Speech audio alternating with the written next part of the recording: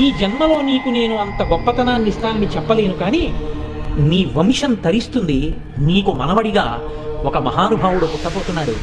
ఆయన వాగ్గేయకారుడై వెంకటేశ్వర స్వామి వారి మీద కొన్ని వేల సంకీర్తనలు చేసి మొత్తం జాతినంతటినీ భక్తి రసంలో ఓలలాడిస్తాడురా. ఆ పిల్లవాడి యొక్క పుట్టుక చేత నువ్వు తరించి మోక్షాన్ని పొందుతావు, కాబట్టి నువ్వు మీ ఊరు వెళ్ళిపోవాలి అంటే ఆ పిల్లవాడు వచ్చేసి చెన్నకేశవ స్వామి వారికి ప్రదక్షిణాలు చేస్తూ తాళ్లపాటలో ఉండిపోయాడు.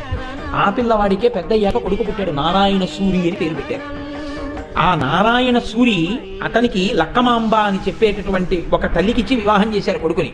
ఆ కొడుకు కోడలికే మహానుభావుడు వెంకటాచలం వెళ్లి నారాయణ సూరి లక్కమాంబ స్వామి పుష్కరిణిలో స్నానం చేస్తే వెంకటేశ్వర స్వామి వారి నందక ఖడ్గం బయలుదేరి చిరుగంటలు మోగుతుండగా ఆవిడ కడుపులో ప్రవేశించినట్టు కలొచ్చి మహానుభావుడు వాగ్గేయకారుడు 32,000 సంకీర్తనలు చేసినటువంటి అన్నమాచార్యుల వారు కొడుకుగా పుట్టారు. పుట్టి ఆళ్లపాక అన్నమాచార్య అని పేరు వచ్చి